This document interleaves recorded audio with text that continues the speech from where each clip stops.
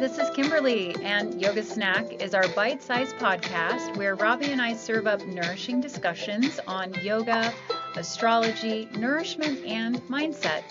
We mix wisdom with personal experiences to serve up quick, insightful conversations that nourish your practice and add flavor to your daily life. Ready for a quick bite of wisdom?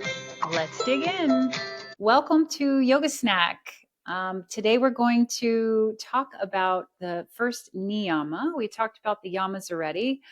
And the niyamas in the Yoga Sutras are observances. And so the first list, the yamas were like the don't list. And then I think of this one as like the do list, like do this. And so the first one is Saucha. And do you know what that translates to, Robbie?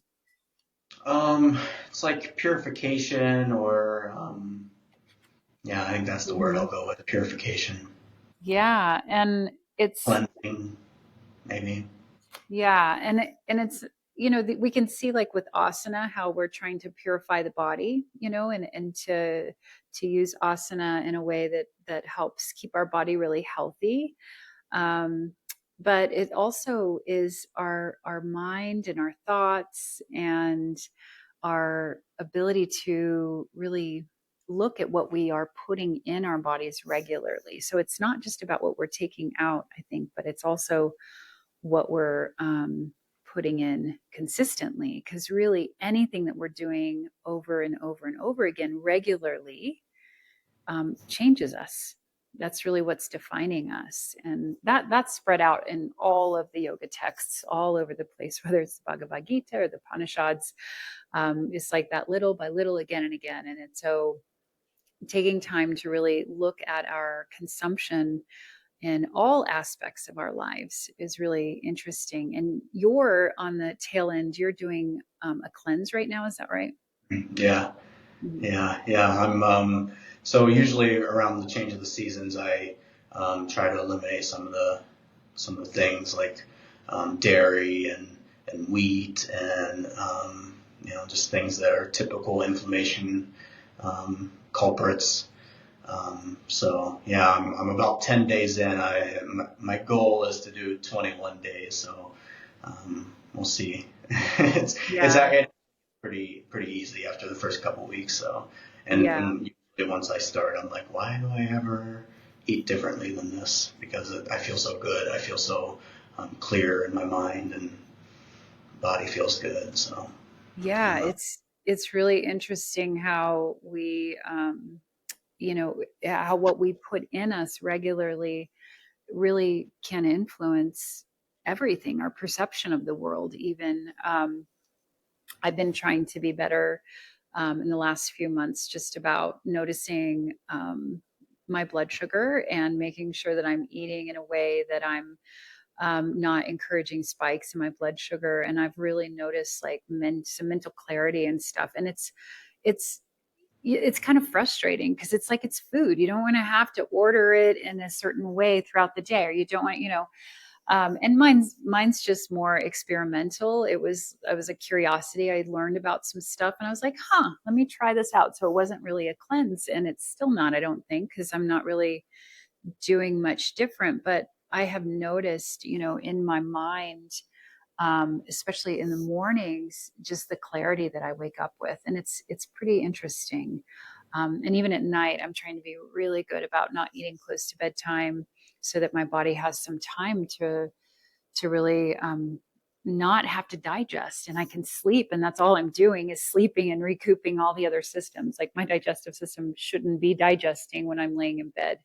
It should be it should be kind of sleeping as well, so that the rest of my body, can do its thing and regenerate. So restorative yoga, though, I think too, we were just talking about restorative yoga before this, and yin yoga and things like that are a little bit more soft and gentle. I think that also helps us restore and replenish, and even our asana practice. Like sometimes we need to set things down and we need to pick other things up. And that's what I love about yoga. If we're paying really close attention to it, there's like a way for it to meet us in all sorts of phases of our life. Has your yoga practice changed your on your mat since you've been cleansing? Yeah, I think just as I sort of take away some of the things like processed sugars and all those things, like I feel like there's more of a maybe a connection to what's actually happening because there's not all that extra inflammation sort of blocking those sensations. Mm-hmm. So I've noticed that I'm letting myself, um, there's no need to do an hour long practice every day. Like this morning, I did 20 minutes and felt good about it. Like Mm-hmm. um, so, I think in that way, it's just sort of like it's bringing me back to like, okay, I can do some more gentle things um, because I'm not kind of foggy in my brain. I'm not like sort of just I'm thinking clearer, so I'm not just like Mm-hmm. all gas, in my Mm-hmm. practice. Mm-hmm. And in life, I think I'm sort of hitting the brakes on a lot of things right now, and just sort of like going inward a bit more. And yin and restorative are obviously, well, not, maybe not obviously, but they're Mm-hmm. great practices for doing that. Like finding stillness sometimes. Like I Mm-hmm. like to talk about when I teach yin, like a lot of times the messages we get in our body are come as a whisper, and you don't hear it unless you get quiet and you get a little bit more Mm-hmm. still. So I think that is coming along a bit more as I sort of flush out some of those things that are that were, I guess, um, fogging up my way of thinking. Yeah, and it's clarification, right? And purification, really. And our mind, when it's foggy, gosh, we all have driven in fog, I'm sure. It's like, where am I going? How fast is someone in front of me? Depending on how thick the fog is. And that's what happens is you know, in all sorts of ways, we really are influencing that fog sometimes by what we're consuming and bringing in. And so to create practices that give us a chance to pause and seek out purification, um, because it's not just about what we're bringing in our food as far as food, and it's consumption of media, it's consumption of relationships, and so many ways we are consumers, and we're bringing things in consistently, and to take breaks or pauses, um, I think it's just a really great practice. And to piggy tail on that, or to dog tail on it, I don't know, is that the right way to say it? To piggyback, there we go. There you To go. piggyback on that. Who has clarity? um, but like I've got a retreat that I'm leading in Greece in October this year, and I've had some people ask, are there activities included? And I was like, no, we're retreating. We are going somewhere by the ocean. We are doing yoga meditation in the morning. We are eating a farm to table brunch, and then we are doing yoga workshop. And then you have the day to nourish yourself or to explore the town, because it typically, I've got some more like retreats that I've done where there's like adventures, and I love all of that, and there's a way of connecting. But this year, um this very much is about creating space for healing and being close to the ocean, close to the earth, and close to the elements, and being still. The asana practice is when it's um, when we're applying it for more than just its fitness, it's okay to do it for just fitness. I don't want to say that it's not, but the asana practice is to purify the body. In fact, the Ashtanga primary series is called Yoga Chikitsa, and that means yoga therapy. And it's to really, if you know what the primary series is, or you've done it before, you have an idea. it's to purify the digestive system. There's a lot of forward folding. There's a lot of twisting, and there's a lot of standing postures, because for the digestive system to work really well, there has to be a strength and a clarity of what is down energetically and what is up. You don't want your food to come back up, and this is a form of indigestion. And for most people, most everybody has some kind of digestive issue, right, at some point in their lives. And that Ashtanga primary series, that Yoga Chikitsa, is about creating this really robust environment for your body to process nutrients. So it has that strength to discern like what's good for it, and keep it and turn it into food, to fuel, or what isn't going to be used, and to eliminate it, without a whole lot of confusion. And isn't that amazing?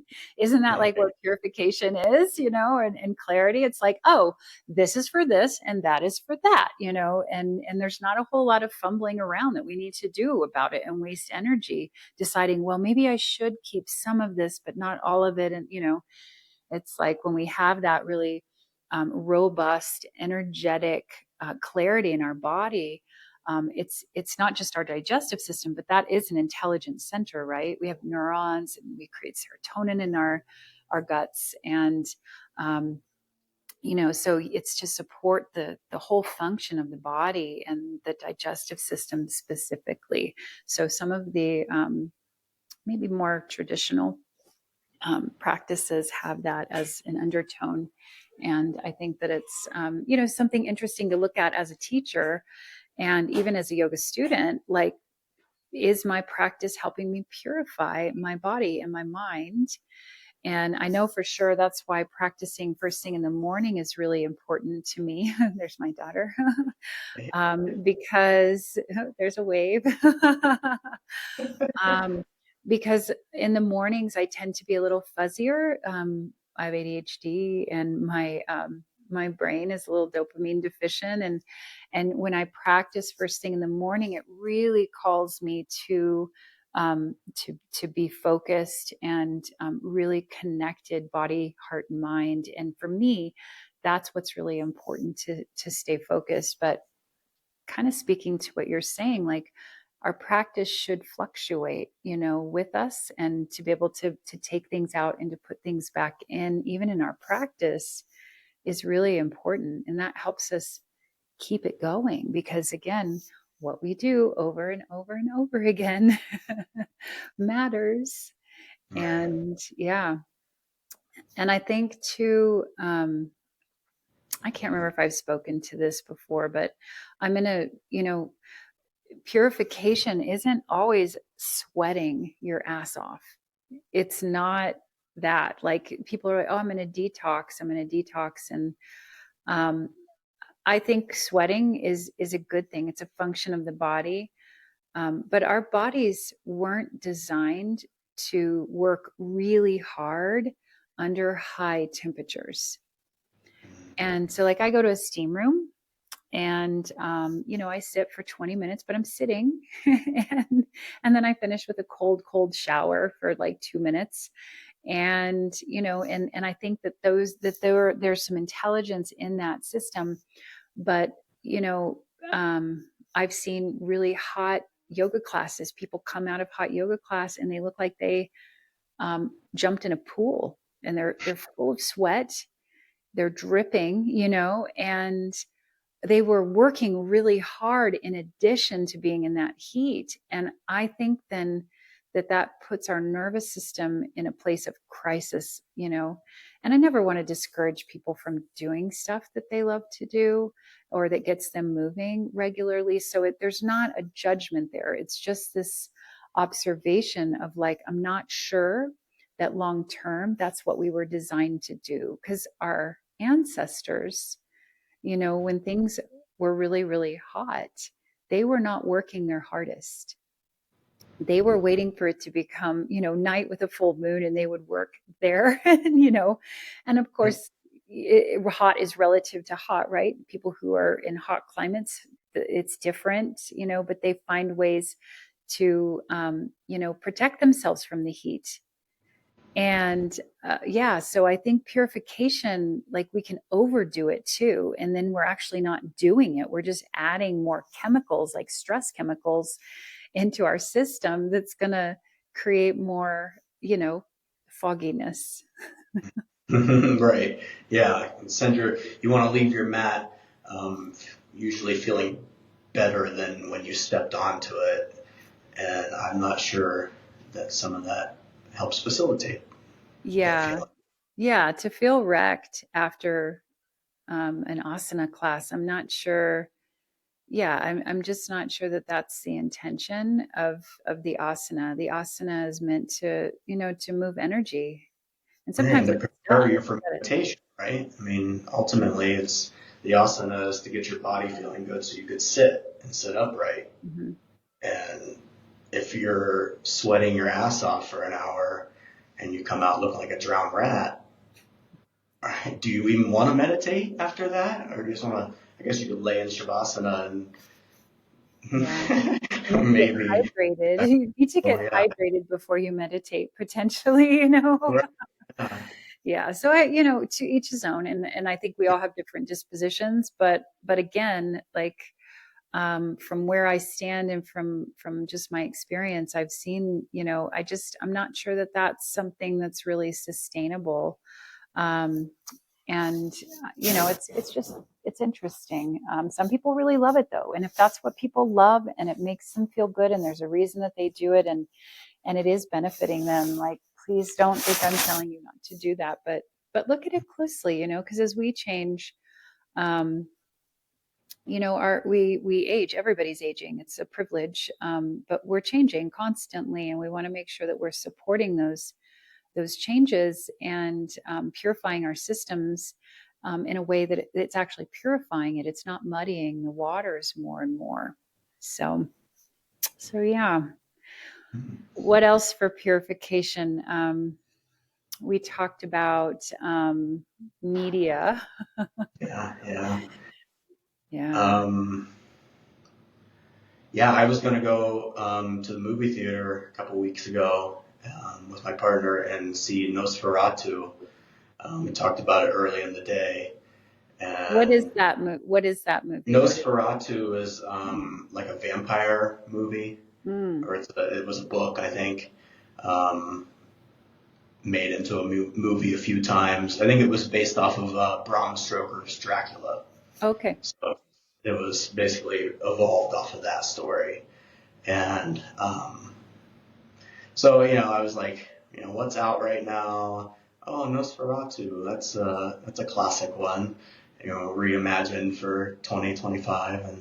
And but I think it's like that balance of like not wanting to take in the overly dark material like that, Mm. and because does the brain know that you're not in this like terrible situation being chased by a vampire? If you're taking it in through your eyes and it's being interpreted by your brain, does it know that this trauma is not actually happening to you? I'm not sure. Mhm. So, but then there's also balancing that with like, there are these dark stories that are there to help teach us lessons. Yeah.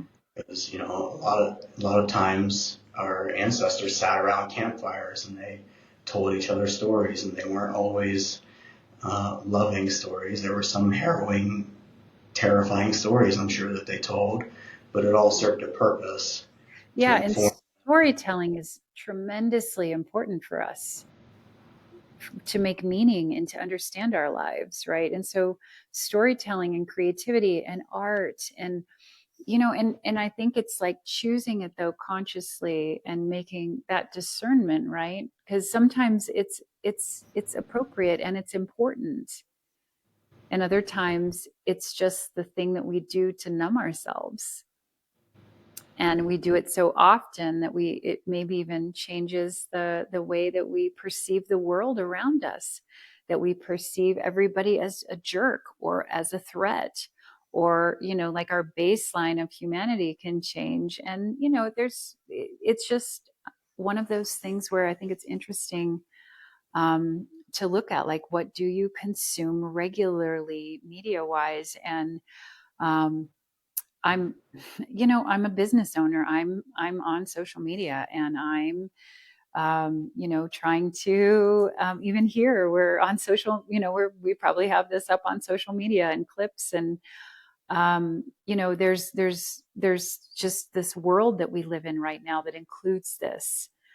But to have it take us over and for us to kind of lose our choice in it, and it's just being done towards us, I do think pulling away and having, like, a media cleanse is just as important, if not more important, than adjusting our food and our diet for a period of time. But it's like, how do we cleanse not just our body, but our hearts and our minds and our relationships? Um, and a lot of times it's just creating simplicity. And because our mind and our ego loves complexity, it's kind of boring.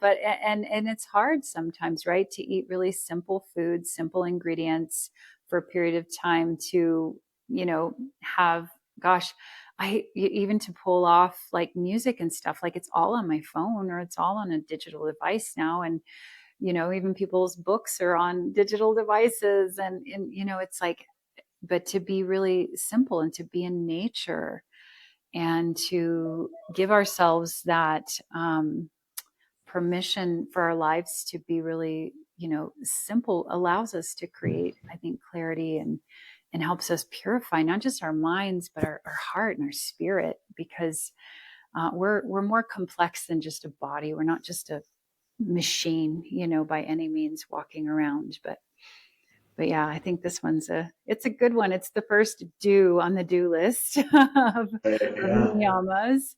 And yeah, I hope everybody enjoyed that. I hope too that it's a good chance to just examine.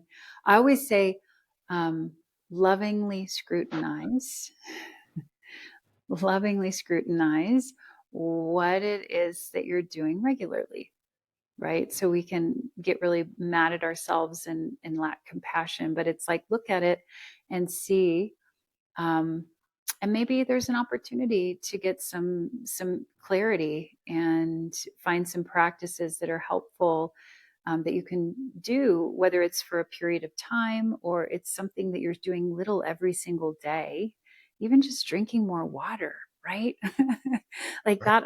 Our water is so important in our system to clarify and purify and to keep things moving and our brain functioning and our heart pumping well, and all these ions in our system. So it could even be something like that. Really quickly before we wrap up, I had a years ago, very beginning of my teaching career, I had a student one year tell me that instead of going out and purchasing any beverages, that she was going to take that money and set it aside every time. Like, she's like, oh, I'm going to go to Starbucks, or oh, I'd have a glass of wine with dinner, or oh, I'm going to have a soda because we're at the ball game, or whatever. And she's like, it's a water only month. And she was taking all the money that she would save, and it was actually going to, I believe, somewhere in Africa. But it was this really simple act, of doing that. And it also, she realized too, it purified her finances, because she realized how much money she saved in a month. And she donated it all. But right, like that, there's just things like that we could really look at more closely, and then we could choose, and things then, instead of it being shameful or an indulgence, we really appreciate and enjoy it when we do get to have it. So yeah, I just remembered that story. I was so in awe of that. And I can't remember the amount, but it was pretty significant. And it was just drinks, right? Like just drink water all month. And it's good for you too. But so Yeah, I think I'm the type that an occasional treat, it starts to become like, I think I want this every day now. Like, you know what I mean? Like, you have a sweet treat, and then it's like every night after dinner. Oh, I think now isn't it time to bust out the cookies or, any I number know, of I things. feel that. It's like, A yoga snack, right? right. Yoga snack. And now I'm like little cubed up frozen mango pieces are my sweet treat. And Perfect. it's wonderful. I love that. I love that. Well, I know we both have to get going. But yeah, this was great. We'll stay on the Niyamas, and thanks you guys so much for joining us. If you want to reach out and figure out what we're doing, please don't hesitate. You can always check out my website. I've got some workshops coming up and some online stuff. My YouTube channel is always a great resource for not only this podcast, but also yoga asana. So thank you guys. Love to hear you in the comments below. What are you consuming regularly? And have you done any practices of Saucha lately? I'd love to hear that in the comments below. Thank you guys so much, and we will see you next time. Thanks.